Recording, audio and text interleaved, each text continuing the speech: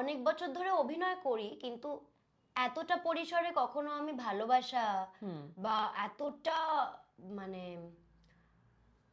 Prominence, হ্যাঁ মানে এতটা সমৃদ্ধ বোধ করিনি কোনোদিন। আচ্ছা এতটা ফুলফিলমেন্ট হয়নি এর আচ্ছা আগে। আচ্ছা মানে আমরা আচ্ছা। তো ভালোবেসে অভিনয় হ্যাঁ করি, হ্যাঁ হ্যাঁ প্যাশন হ্যাঁ। থেকে করি। তোমার সঙ্গে যখন কথা বলছিলাম তখন আমার মনে হচ্ছিল যে তোমার মধ্যে একটা চাপা দুঃখ আছে, যে তুমি অনেকদিন করছো কিন্তু কেউ সেরকম সুযোগ পাচ্ছ না। এই দুঃখটা কেন?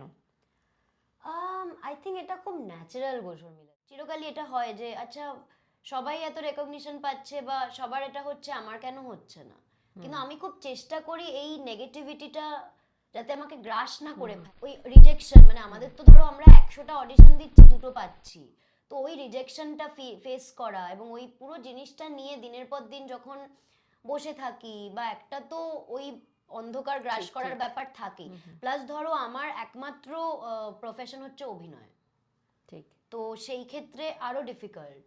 কারণ বাংলায় আমি জানি না if I am allowed to say all this, but বাংলাতে সত্যি শুধু অভিনয়টা উপার্জন করে আমার মনে হয় না খুব সাস্টেন করা যায় ইন দ্য লং রান।